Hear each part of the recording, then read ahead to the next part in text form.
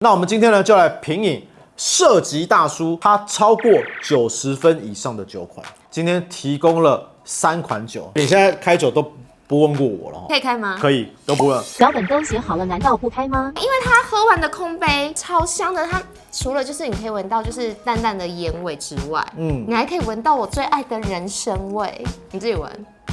人生短短几个秋啊，不醉不。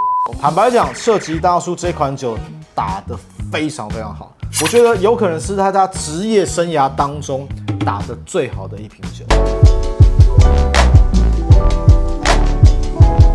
有人的地方就有江湖，有酒的地方很舒服。漂亮，欢迎收看李奥上来啤酒，我是李奥。行啦。根据台湾某市场资料调查显示，消费者购买威士忌的考虑因素前3名为品牌、价格、口感。但是口感这一点很妙，你还在考虑，都还没有买，你怎么知道口感如何？你不觉得很奇怪吗？不会啊，现在那么多资料可以看。所以你考虑的是品饮记录的口感，对不对？对，没错吧？所以很多市调资料，大多数人都应该会参考网络评价吧，比如说有群众基础的网红，以及意见领袖等酒评家，对不对？没错。所以这些酒评家的品饮记录，你是不是会参考？会吧？绝对会啊！不然怎么会成为消费者考虑因素之一呢？对不对？但绝大部分的意见领袖，他们不是帮酒打分数的，他们只是分享自己的品饮感受跟品饮记录。当然也有少数打分数打出一片天的，比如说早期全球葡萄酒业有一个大神叫 Robert Parker， 对，这样的神级酒评家出现，话最也跟当了。只要分数被打很高，他的酒保证卖到翻掉。那可是，在威士忌圈呢，打分数的意见领袖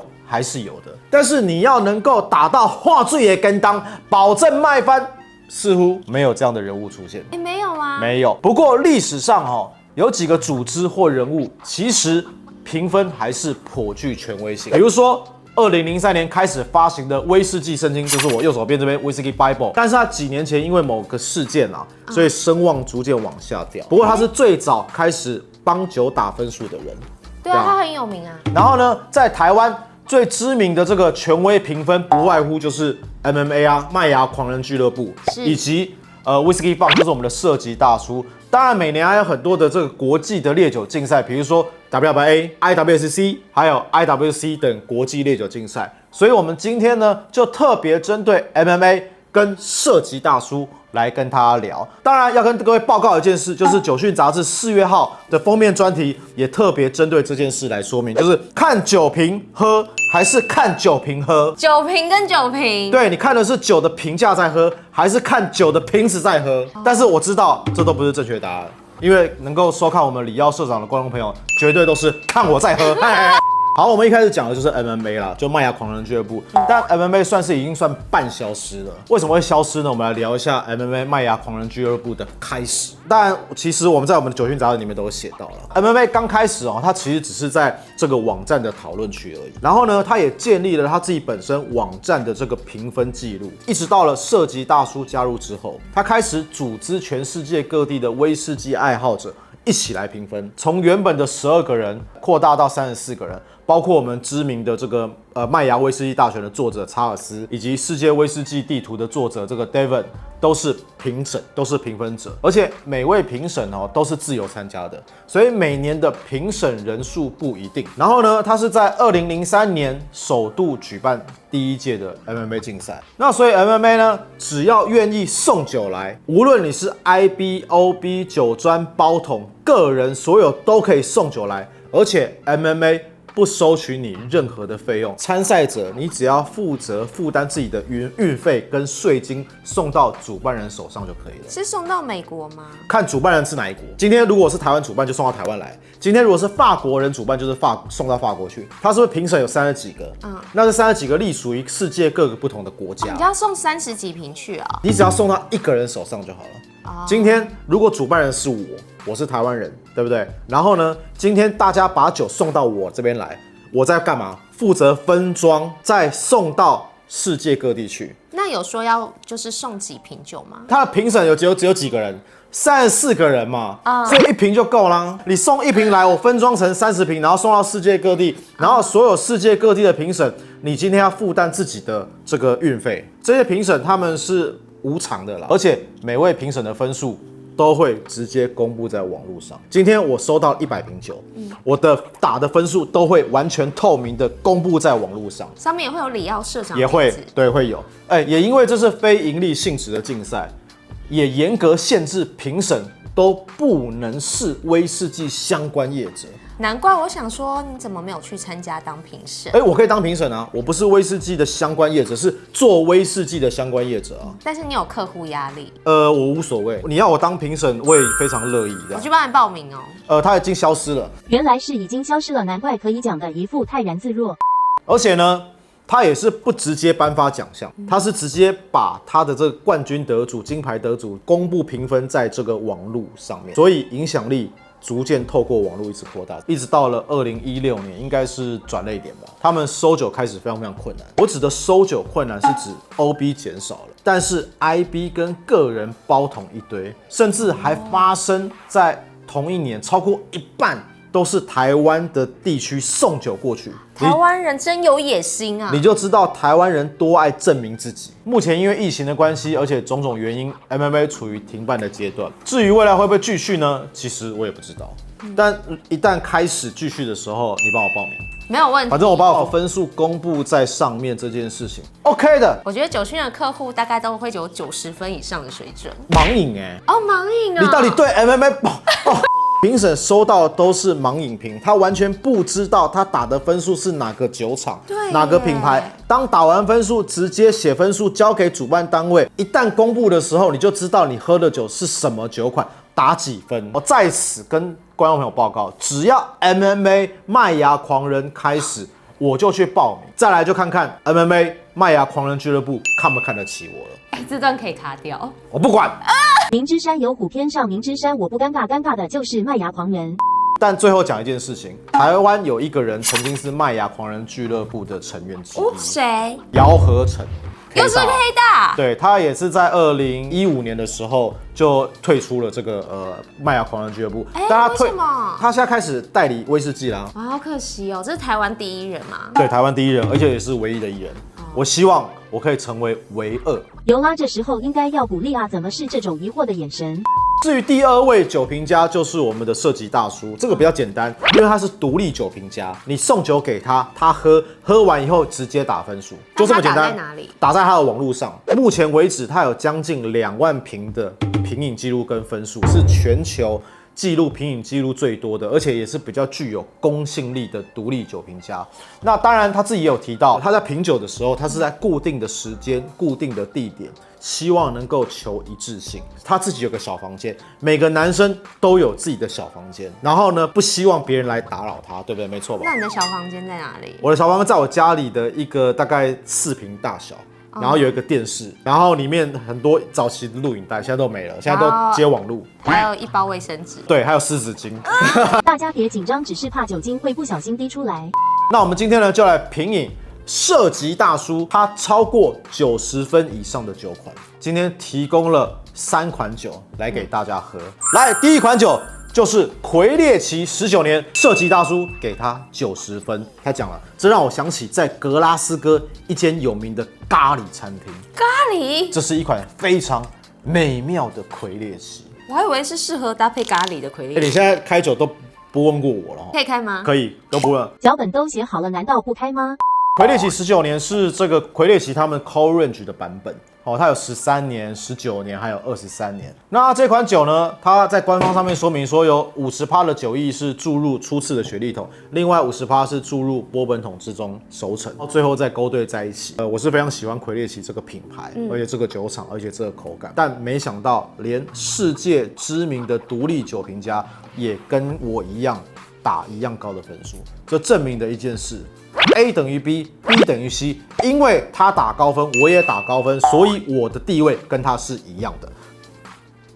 涉及大叔打了90分以上的高分，然后这支19年还有一个重点，就是它其实是曾经消失的酒款，一直到了2023年，然后再重新就是重启19年份。它好像是在2018年的时候先停售，然后一直到2023年的时候，就是去年才重新回到 Corange 系列这样。对，所以中间有停产了5、6年之久。对，难怪我想说，我之前都没有喝过，好像也没有看过。好，魁地奇19年哈，坦白讲，因为我非常喜欢它迷人的风味，像这个烤凤梨啦、烤饼干的味道，但是它这个火药跟炸药味没有这么的明显，也就是所有我们的硫味没有这么的突出，但是它还是有一些淡淡的一些烟硝感，然后还有一些比较巧克力的一些香气。对我来讲哈，它的香气是非常的舒服，而且非常的优雅，它不是强烈刺激的那种感觉。19年哦，对，但反而我当年在喝13年是非常强烈且刺激、爆炸性的。到了19年的时候，开始慢慢去温和了。它的 Corange 系列有就是你喜欢的那个硫味，比较明显的就是13年跟19年。然后19年它因为就是酒体又更 strong 一点，所以你可以就是更明显的感受到那个感觉。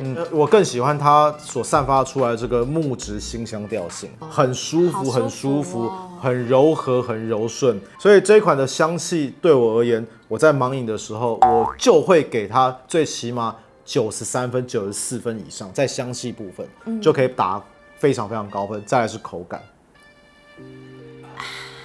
哇，太棒了！太美好了，咀嚼的那个扎实感，它没有这么厚重的油脂感在嘴巴里面，但是它是属于扎实，然后在咀嚼的时候非常非常的舒服，然后非常非常的轻松，没有那种负担跟厚重的那种感觉。它嘴巴里面有那个非常多的那个辛香料的味道，在嘴巴里面多层次的散开来，然后余韵也非常非常舒服，很棒。我觉得前面它带给我就是一些热带水果，你刚有说凤梨嘛，然后有一点柑橘的感觉，然后到了尾韵的部分有一点胡椒，然后有一点就是辛香料的香气。我认为口感又比香气又更厉害，香气它已经到了93、94了，口感可能到了95、96，余韵没有到很长很长，属于中，所以嘴巴里面带给那个香料的那个口感，然后回给你的那个回甘甜感，就是有点比较偏向于木质辛香调性跟水果调性的口感，整个架构非常的完整，平衡度也非常高，所以这一款酒对我而言的话，坦白讲还是很高的分数，而且它有46%的酒精浓度，也是喝不出来，因为它是非常的那个轻松，不会让你有那种负担的感觉，架构非常完整，而且相当有平衡感的一款酒款。坦白讲，射击大叔他评的分数算是很好的，射击大叔给过，我觉得他的这个评分也相当有水准，因为毕竟它跟我的口感相当一致。那你是什么大叔？我是什么大叔？射大叔。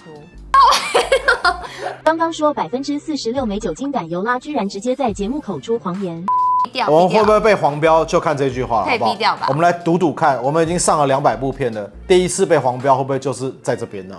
我继续再喝的话，它尾巴有给你一个感觉，在暗示你有那种烟的味道，有那种袅袅燎烟，有那种烟，然后有一点那个杂杂的感觉，在你的尾韵当中，你回甘给你的是甘甜的，但是这甘甜感里面却有带有一点淡淡的一些烟硝味在你的这个里面，但是它却不是那种泥煤烟熏感，所以我在想，应该还是以硫味为主调性，因为那种感觉对我来讲，我是主观意识很喜欢这种味道，所以我只要遇到这样的味道，我自然而然就会加分。所以在我们一般评分当中来讲的话，香气、口感、余韵，整个完整度非常好，然后整个平衡感非常好，我们是不是就会给它打一个极高的分数？对比如照我这支酒来讲，我把它打了94分，可是里面有出现我个人主观很喜欢的味道。所以我加了2分，就变成96分。所以你给这瓶酒现在是96分的意思吗？我目前我觉得这是我给的96分，因为我对于这款酒它的这个平衡感跟多层次的香气是非常非常喜欢的。再来，我主观又喜欢它，所以分数会高也是理所当然。所以我主观喜欢它，我也喜欢，分数就会高，这是很合理的一件事。好，那我给他97分，那我就比你高啦。你无聊哦，分数可以这样乱打哦。没有，因为他喝完的空杯超香的，它除了就是你可以闻到就是淡淡的烟味之外，你还可以闻到我最爱的人参味，你自己闻。人生短短几个秋啊，不醉不。因为只有你会嘛，我也会。人生海海，拢需要通了解。有时嘛清醒，有时精彩。好，我们现在进行我们的第2款酒，就是我们泰斯卡10年，设计大叔也是给他90分的分数。他写请问可以开了吗？可以开，麻烦。他说了，我必须重申我们长久以来的诉求，这个世界是需要泰斯卡10年原酒的。做得太好了，这是他的评语。他是在斯凯岛上面唯一的一家酒厂，而且这家酒厂非常非常有名，我们就不用去介绍了嘛。是因为历史太悠长懒得讲，对不对？不是因为节目太长了，因为我们今天的重头戏是什么？就是设计大叔给了他这么高分。好，这个，你一开始闻的就是什么？就是烟熏泥煤的味道，很明显，有点果香，烟熏泥煤感，然后有点这个海风的咸味，烤吐司的味道，甚至有点像是黄金海岸的那种烤虾子。你有去黄金海岸吃过烤虾子哦？各位，黄金海岸不是讲澳洲的黄金海岸，讲的是在台湾有一个卖虾子的，它叫黄金海岸。是什么烤虾呢？是什么口味呢？胡椒虾。有别的吗？而且胡椒虾就算了，它还有一点点柠檬的味道。挤上一点柠檬的感觉，我觉得这支好适合，就是办一个里奥品酒会，然后在黄金海岸，然后喝塔利斯克10年，有没有创意？是，你办就好了，好不好？你来，小弟我最近很忙啊。再来呢，口感，我觉得它的口感比香气厉害太多了。口感扎实绵密，油脂感中等，然后细致的一些木质辛香调性也在嘴巴里面出现。我喜欢它的油脂感，它的油脂感就是算中上。然后呢，因为泥煤威士忌它最厉害的是什么？最厉害的就是它的泥煤味尾韵。泥煤威士忌最厉害就是泥煤，它不就跟屁话一样吗？我跟你讲，波本桶威士忌最厉害的地方在哪里？就是波本桶。抱歉，我先不需要拍了嘛？一杯，这有什么好讲的吗？不需要讲啦，对不对？泥煤威士忌最厉害的是它的尾韵带给你的回甘的力度，那个甘甜的美感。就是这个啦，你说的没错。如果回甘度非常好，非常的甜的话，就代表这款的泥煤威士忌非常非常棒。但如果你喝下去泥煤威士忌，它并没有带给你回甘的感觉，可能是有点带一些涩味。那对我来讲，它就不是一个好的泥煤威士忌。但搞不好对别人而言，他喜欢涩嘛。没有，我觉得我听懂你在讲什么了。因为到目前为止，我觉得我印象喝过好喝的泥煤威士忌都是有回甘的。像比如说你喜欢的 Bowmore 12年、15年，它还有那个什么大叔泥煤哥啦。泥煤哥，对啊，他只是哥不大叔哦，喊老了，不好意思。我今天拍影片很累，所以整个那个烟熏泥煤威士忌，我觉得最着重的是在它的回甘，因为香气的调性，我认为80%的消费者他在闻香的时候都是烟熏泥煤。消毒药水的味道，它很难去在香气里面找到一些细致的味道，所以是困难的。在香气上面，可能分数上面就不会给它很高的分数。但是对我们而言，当然我们是可以去分辨出它一些细致的香味。所以真正的重点会在于它的口感跟它的余韵。所以泥煤威士忌一定要喝。像我们之前没喝过的，像我跟凯蒂猫是一闻就觉得说，我不要。但其实它重点就是喝下去那个口感，然后爆发出来的甘甜味。它的口感跟它的余韵，在这一款酒的表现上，我觉得非常非常棒。45.8度，这一款酒就可以明显感受到45.8度的口感。魁列奇19年，它没有很刺激的感觉，比较温和。没有。但泰斯卡它有让我感觉有点刺激感。有，虽然它下口也是很圆润的，但是它在尾巴的地方，你会觉得舌头有点微微刺刺的感觉。对，会有刺激感，但是并不是酒精给你的那种针刺的感觉。对，那个刺激感是刺得你很爽那种感觉，刺下去会有那个抖动，然后会很舒服。刺到这个位置来讲，会有点爽爽的感觉，会有点痒痒的感觉。你不要骗我，回家试试看。真的啦。所以其实这2款酒，因为我们今天是射击大叔，他打了90分以上高分，我们现在来印证到底射击大叔打的分数有没有道理，对不对？我觉得这个不用我们印证这瓶酒应该喝过的人都说赞吧。对啊，人家是打了2万瓶分数的男人，我们还去印证他干嘛呢？不需要嘛，好玩啊。我们又不是像一般的那个酸民跟乡民，然后喝了酒，然后觉得自己就说射击大叔什么东西。当我在思考片头要放什么的时候，尤拉这句话就蹦出来了。啊，这是介绍给各位的这个2瓶酒，但第3瓶酒呢？我好期待第3瓶酒，也是一样，射击大叔给了90分以上的高分。坦白讲，射击大叔这款酒打得非常非常好，我觉得有可能是他职业生涯当中打得最好的一瓶酒。你要确定哎？我确定。哒啦啦啦！酒讯杂志200期包桶，由李耀社长本人选桶。这款酒射击大叔，他打了90分的高分，而且给了5星级的评价，就是所谓的 CP 值非常非常高。你寄酒过去的时候有顺便寄红包吗？没有，我没有寄红包，因为我没有钱。